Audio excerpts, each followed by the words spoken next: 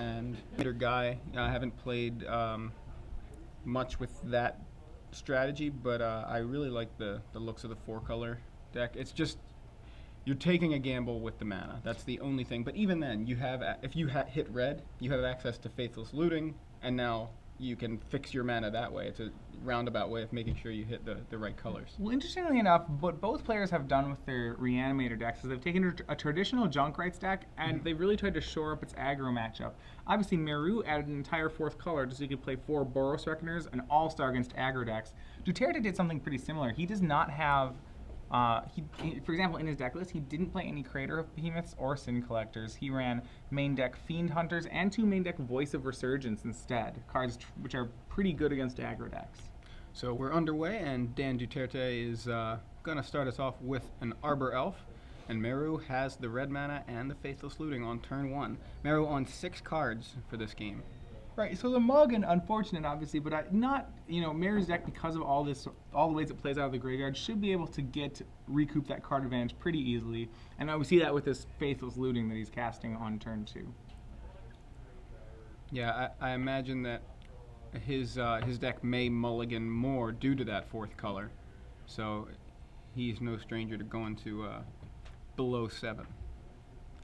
Right. And he discards Angel of Serenity and Rootbound Crag off of that Faithless Looting. Plays a Godless Shrine tapped and passes back to Daniel.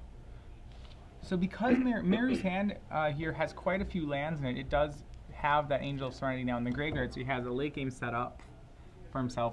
The worry when he has a hand that's a little light on business right now is that if Duterte, because of his mana creature, is able to just ramp into Thragtusks and Restoration Angels, just that amount of creature could be really hard for Meru to deal with. So Daniel spends his turn casting a Mulch, and he hits 2 lands and another Mulch and a Fiend Hunter, and follows up with an Avacyn's Pilgrim. Passes back to Meru. Meru's got a Temple Garden, and looks like he's got a play himself. Abrupt Decay on the Avacyn's Pilgrim. Yeah, he's just trying to avoid a turn 3 Thragtusk, and it's a pretty heads-up play by Bhanot.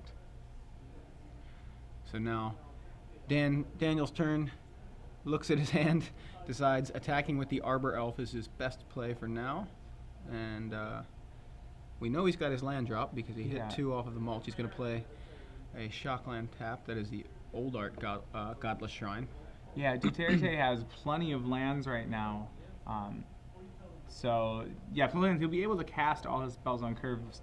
The concern then is that Meru's might be casting more powerful spells. Right. Well, Meru is sculpting his hand here with a flashed back Faithless Looting for his turn. So at this point, he's deciding what he wants to discard. He's got several lands in hand as well. Looks like he's going to discard a Stomping Ground and something else. Didn't catch what the other card was. Yeah, he does have a Blasphemous Act in hand. It'll be interesting to see how much he values the card. And the answer to that, I think, is not too much. He's discarded the Stomping Ground and I believe the Boros Battle Shaper, which is a 1-of in his main deck. Yeah. And he passes back to Daniel. Yeah, Meru's remaining hand has 2 more lands in Blasphemous Act. Remember that Blasphemous Act currently, because only 1 creature, it costs 8. But it is a pretty good catch-all here. If Duterte is able to flood the board with creatures, then Blasphemous Act becomes castable. So Daniel's going to spend his turn casting an Acidic Slime to deal with the 1 Godless Shrine on Meru's side of the board, and Meru knocked down to 3 lands. He plays a Dragon Skull Summit for his turn. So yeah, Acidic Slime is one of those cards. Is one of the best weapons that Daniel Duterte has in this matchup because his deck is only 3 colors. He can play double green spells more easily. He has 2 Acidic Slimes in the main, and then a full 2 more of them in the sideboard. That's a card that Meru doesn't have access to, but is really powerful in this matchup. So you see the card just time walked Meru when it was cast. Yeah, Sever the Bloodline from Meru is going to take care of that Acidic Slime. Unfortunately for him, doesn't necessarily take care of any further Acidic Slime. Right, it doesn't get him his land back.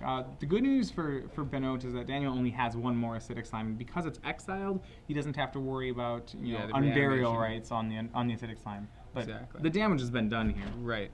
So Arbor Elf gets in, and Daniel plays an Overgrown Tomb tapped, passes back to Meru, who lays his graveyard out Dredge style.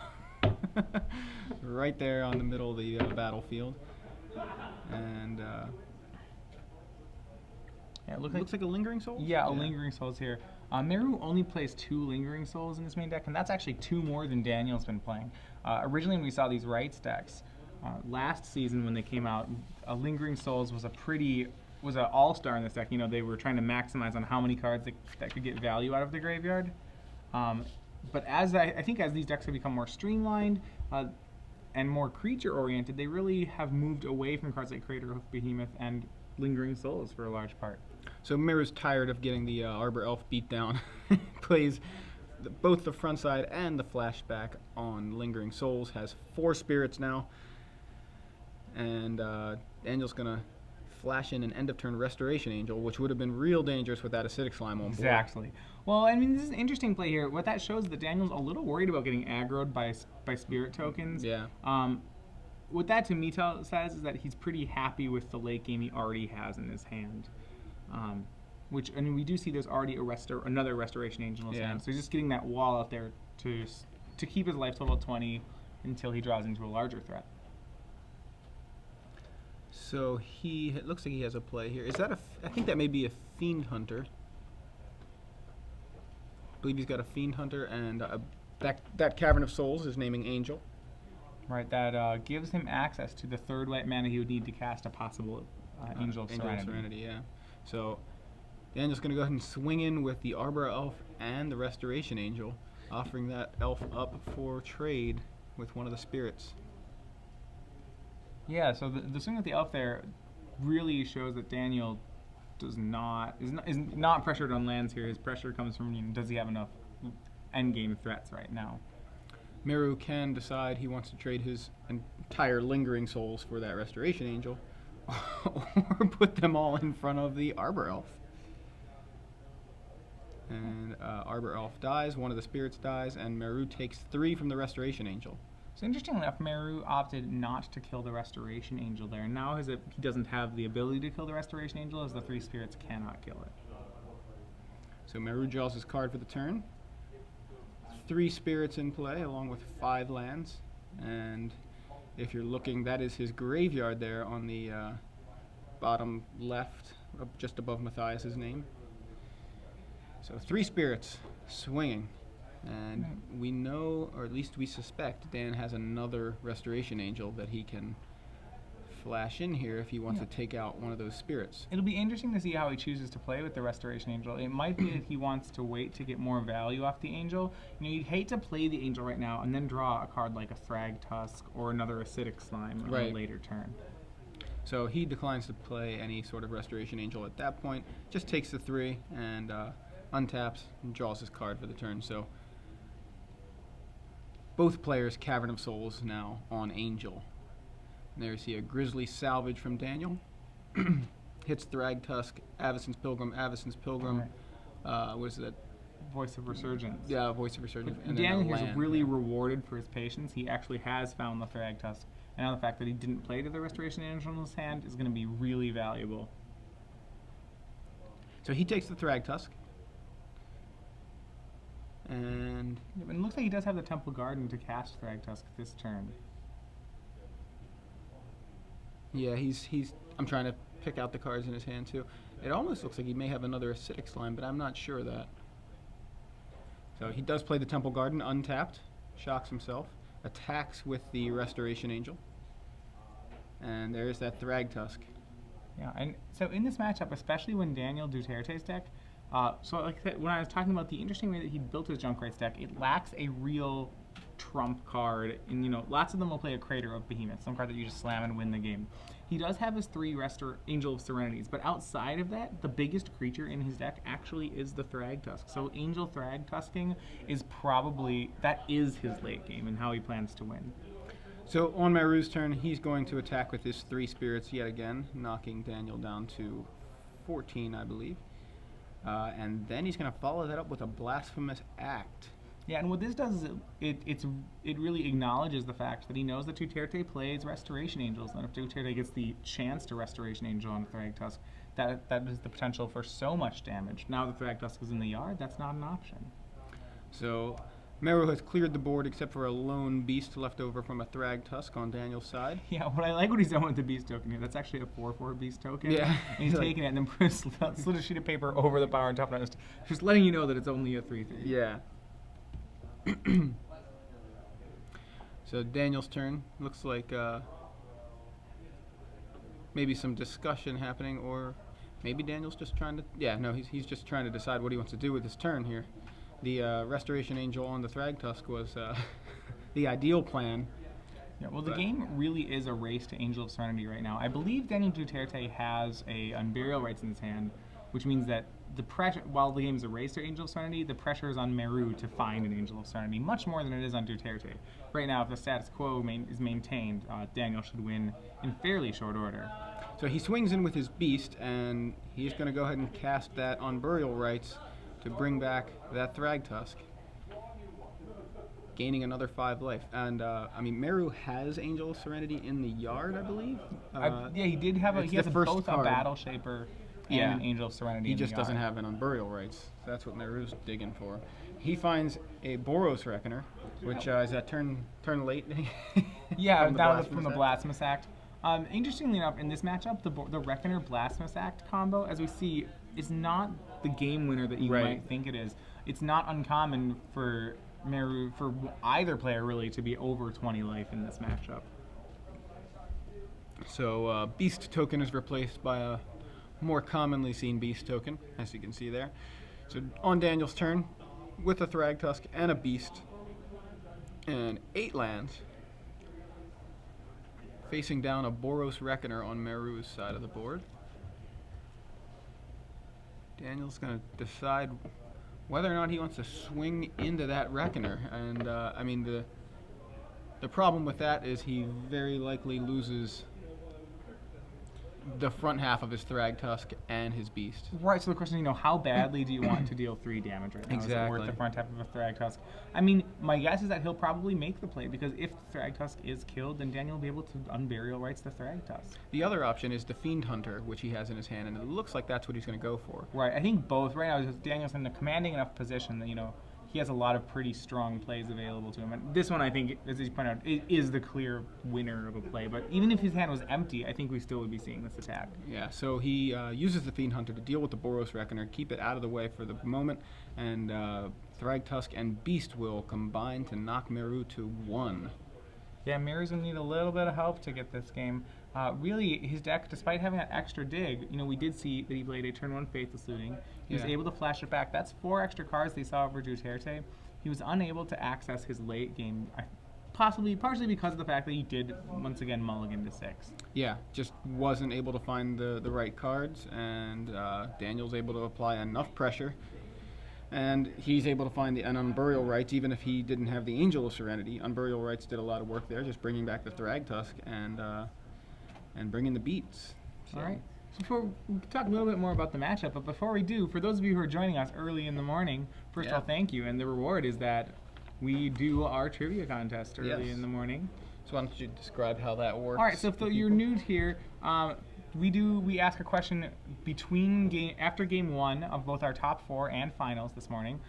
If you correctly answer the question and on Twitter and have the hashtag to your SCG Premium on it, you'll be eligible to win 6 or in the next round 12 months of free Star City Premium. Yeah, so a lot of premium to give away, a lot of premium for you guys to win. I'm going to ask you guys a question, include that hashtag, and you're in the running. One of the random correct. Remember, if you are watching this on tape delay, we've already awarded the winner, and we're very sorry. But for those of you who are up early in the morning and watching us the first time through, keep track. We're also very amused by getting answers in the middle of the night. Without fail, there's someone who's watching the tape delay who will tweet us this answer. So the question, last night's question was, about the Grand Prix coming up, and it was where was the Grand Prix? And that's Miami. So Grand Prix Miami coming up next week. That's going to be huge. We've got artists. And I mean, it's a standard format that we're seeing take shape right here. It's very much anyone who's attended the last 2 Star City Grand Prix in Salt Lake City and Charlotte, should know just how exciting these Grand Prix have been. Yeah. They're put on really well, and I would, if you're in the area, I would say do what you can to make it to this event. Even if you don't play standard, the side events are enough to attend it for. And if for some reason you can't make it out, SCG Live, of course, is going to bring you guys the coverage of the event, and we've got 3 commentators. 3, so not just So 2, we yeah, have 3. we've got 3 commentators for this Grand Prix. You guys, it's on you to find out who those 3 commentators are. So who is the commentator team for Grand Prix Miami next week? All right. It's 3 guys. And you can find There's out a hint. and this and more information about Grand Prix Miami at www.magic.gp.com. Yep, that will be one of the places you could possibly find the answer to this question. So. All right, so let's go back to our matchup that we have. Yeah. Meru Bhanot, we saw winning in his top 8 match, now having a little bit more trouble with Daniel Duterte in his semifinal match. Yeah, I mean, it feels to me like Meru has the edge, but, you know, sometimes the cards don't cooperate, and it feels like one of those situations, like you said, he mulliganed to 6. We saw 1 Faithless Looting, which was flashback, so I guess you can say it was 2, so he did see some extra cards. Never found it on Burial Rites, despite discarding an Angel of Serenity on turn 1. Like, he had things set up, but, you know, the cards weren't there. Yeah, so, well, one of the things, actually, I think this matchup gets worse for Meru after sideboard. Yeah, So it's a little rough that he didn't win game 1. One of the reasons is that Meru does have the stronger graveyard game, but he's so much more reliant on it. As we saw there, Duterte has this game plan where he can just cast Thragtusks and Restoration Angels and make a huge army of 3/3s and gain tons of life. Bhanot does not have any Restoration Angels. His creature base really is 4 Reckoners, 4 Angel Serenity, 4 Thragtusk. So what he has to rely on in his late game are these Haymaker style creatures he has. The 4 Angel Serenities, the 1 Boros Battle Shaper, the probably won't keep in the Sire of Insanity. It's not very good in this matchup. But what we will see is he'll use at a sideboard Gisela, Blade of Gold Knight, possibly Olivia Voldaren. So he needs to really rely on those to win. He does have 1 Acidic Slime that really pales in comparison to the 4 Acidic Slimes that Duterte is almost sure to have after sideboard. Yeah, 2 in the main, 2 in the board, as you can see right there. That's definitely a scary thing. Meru will be on the play here, but that Acidic Slime is still a pretty big threat. Yeah, Acidic Slime is probably probably one of the best 5-drops in this matchup. What we'll see boarded in, so Bhanot's strategy is going to be to go big, to play those really big cards, creatures like we were saying. Outside of that, there's a bunch of different ways he can go. He can, if he wants to try to get rid of the Acidic Slimes, he can try to Pillar of Flame them. That said, you really wish that, you really kind of want to stop the Acidic Slimes before they hit the battlefield, which he doesn't have a good way of doing. Right. So you could see him try to slaughter games them. There's a lot of narrow answers he has to them. Yeah. On Duterte's side, we'll for sure see the Deathrite Shamans as well. We've seen Meru bring in a slaughter games in this top 8 already against his rock opponent. Yeah, in the top 8, I think it was a play which originally we didn't like, but the more we talked about it afterward, we realized it was a pretty heads-up play by Meru. He played in the top 8. He played against David Kilmartin's Black-Green Rock deck. Typically not a deck where you'd want to slaughter games against. But I think Meru looked at the deck list and realized that Kilmartin only had 14 creatures in the deck. Slaughter games out just the Desecration Demons, which is the biggest one. Which is the biggest creature, and left his opponent with very few ways to actually win the game. Yeah, and in that situation, there was David, I believe, had 5 mana, and we're thinking, oh, he's going to name. Well, actually, he was on 4 mana. That's right. So we thought Meru was going to name Thragtusk to cut off the 5-drop. Coming the next turn, but he names Desecration Demon. Everybody says, well, why didn't he play the Desecration Demon on 4? He was holding Cremate. Yeah. And I remember what I really liked about the play is that Meru's hand was a ton of Thragtusks and a Slaughter Games. So once he got rid of the Desecration Demons, it was just very hard for his opponent to actually race, a couple Thragtusks. Yeah. So we're underway here. I believe Daniel went to 6, but I will confirm that for you. Deathrite Shaman, that is confirmed. Daniel did go to 6. Deathrite Shaman is the play from Daniel, and Pillar of Flame from Meru, and that's something I wasn't sure. So Meru did go, the option of 2 Pillar of Flames. There's a bunch of reasons to do it. Mana creatures from Duterte are pretty threatening in this matchup, as they really just are 1 mana rampant growths. Also, it does answer Acidic Slimes, and as I saw here, Deathrite Shamans. I think it overall has enough utility that Meru has decided to use it in this matchup. He did just draw Slaughter Games that we were just referring to, so we may see that Slaughter Games happening next turn in order to cut off those Acidic Slimes. Right. Well, he has to be worried because Duterte still got to stick a mana creature. Yeah. what Bhanot's biggest worry is that if Duterte plays, a turn 4 acidic slime. So Grizzly Salvage from Duterte is going to hit Unburial Rites, Vault of the Archangel, Fiend Hunter, Grizzly Salvage, and Restoration Angel. Yeah, and a pretty stacked 5 here. Duterte is going to get to keep either a land or a Restoration Angel, whichever one he chooses, and also now has Unburial Rites in the graveyard. Yeah, so he's going to keep Vault of the Archangel. Yeah, Vault's pretty good in this matchup, actually. A lot of times, if you start getting to a war of trading Thrag Tusks, and lots of times these mana creatures, the Vault really can put a life total out of reach for Duterte. It also gives these Absence Pilgrims a lot more utility than they would normally have. Yeah, just that Death Touch can be big. So Meru's going to follow up with a Grizzly Salvage of his own after the Absence Pilgrim knocks into 19. His next 2 draws were a combo with each other. It was the Harvest Pyre and Boros Reckoner. Unfortunately, he cannot take the Harvest Pyre here. He only has 1 in his 75, so we're not going to be seeing that interaction this game. Yeah, so besides those, you see a Thrag Tusk and what is that in between there? So Thrag Tusk, Grizzly Salvage. Yeah, Thrag Tusk, Grizzly Salvage. I'm not sure on that last card there. We'll see it. I think it's a Purify the Grave, which he has 1 of in the sideboard. Which is actually, if it is very strong against this Singleton Unburial Rites that's in Daniel's yard. So Meru's going to untap here. Yeah, I'm really interested to see if he's going to go for the Slaughter Games here, and if he does, what card he's going to name. If I'm him in this situation, I'm really worried about an Acidic Slime this next turn. It's so strong in the matchup. So it looks like he's not going to Slaughter Games this turn. Well, he's not going to be able to because of casting Faithless Looting. Yeah, he's going to Faithlessly loot here, and he took the Reckoner out of that Grizzly Salvage pile, by the way. I'm not sure that Meru has another land yet. Yeah, that might be the reason. If he doesn't, the now he's got to reason, be really concerned about Acidic Slime. So he's taking a look at his hand, deciding what exactly he wants to throw in the graveyard. But I think you're right. I'm seeing possibly double Sever the Bloodline on the far left, or maybe I'm not seeing that correctly because I think he only runs 1. Yeah. I think Okay. so. I feel like I see 1 on the far left. We'll go and see what he discards here.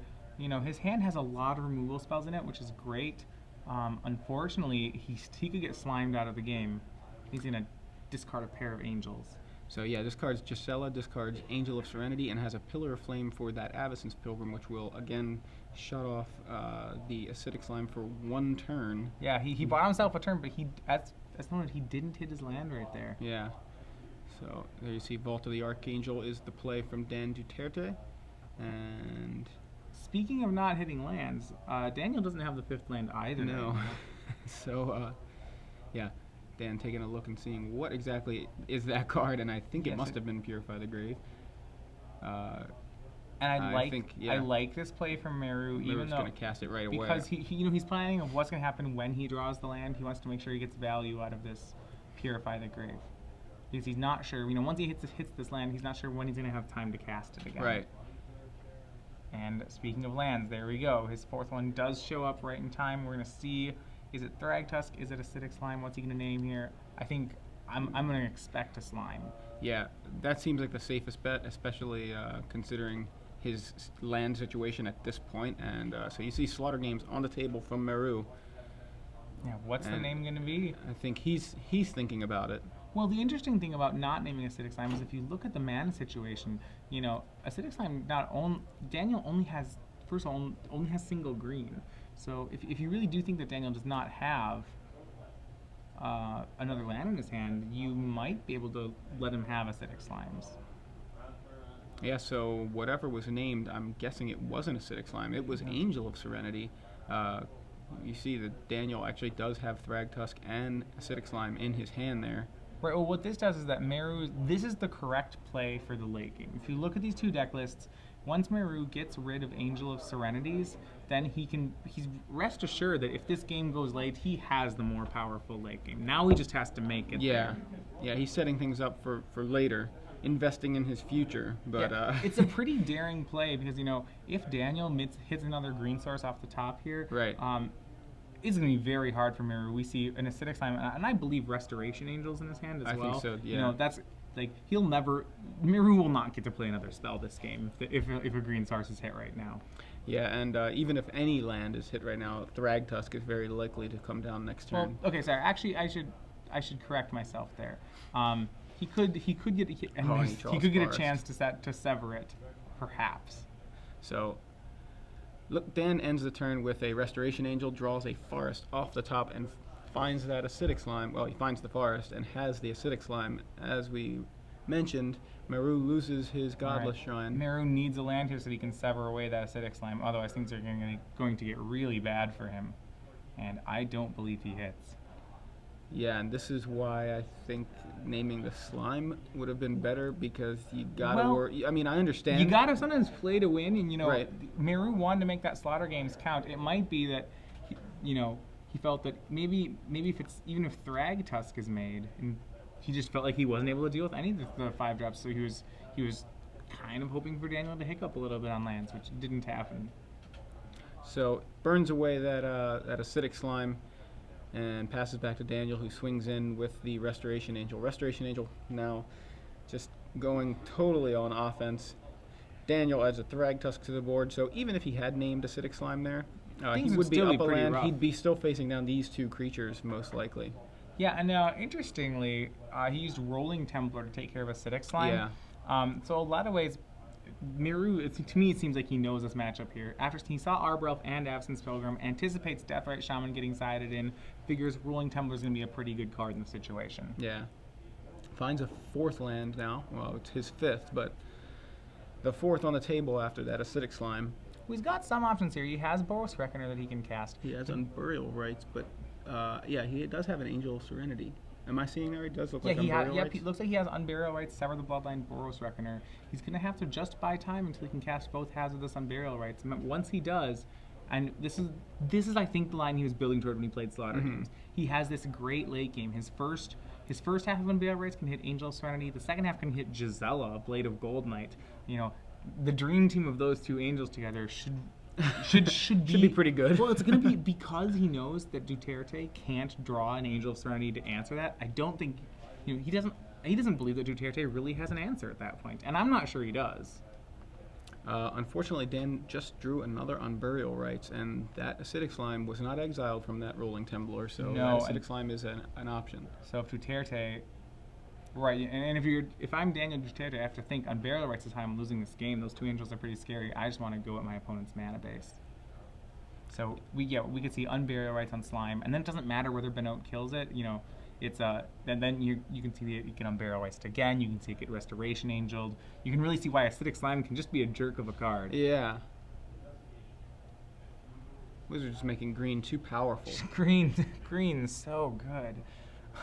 So historically a common complaint in Magic. Yeah. So Restoration Angel gets in. That Boros Reckoner from Meru last turn is going to hold off the Thragtusk, but we're going to see Unburial Rights on acidic slime, and Meru is going to lose his untapped land. Yeah. So Meru did remove the late game from Daniel Duterte's deck, but Daniel showing that he doesn't at post board. He really doesn't need that late game to win. And Meru finds another land, which again he's just 1 mana short. Well, if I'm Bhanot, what I do here is I shock, I sever the acidic slime, and I just hope that Daniel cannot find another acidic slime. Yeah. I think that's what you got to do. You don't like, but it's a play I think you have to make. Yeah, I mean, he's got to be concerned at this point about his life total. That he's still got a few more turns before he's dead to that Restoration Angel. Exactly. So he's in a reasonably safe position, but yeah, going to 8 here. Yeah, so he's going to do exactly as you mentioned, sever the Bloodline on the acidic slime to prevent any Restoration Angel shenanigans or further Unburial Rights. So I do like, so Meru has been very aware of just how good acidic slime is in the matchup once they've been on the table. And he's going to go ahead and he flashes back the Unburial Rights on the Fiend Hunter, which threatens the swing for 8. So yeah, and that's it. Dan Duterte has the game and match with Junk Reanimator, and maybe it's me. I think I tend to be a conservative player, but I think if I'm afraid of acidic